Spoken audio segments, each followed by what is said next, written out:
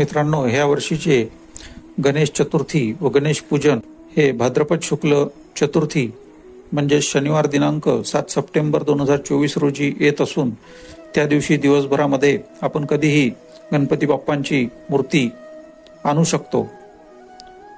मूर्ती आणण्यासाठी असं विशेष कोणताही मुहूर्त नाही, परंतु बाप्पांच्या मूर्तीची स्थापनेचा मुहूर्त मात्र सकाळी 11:03 पासून दुपारी 1:34 हा अत्यंत शुभ मुहूर्त आहे।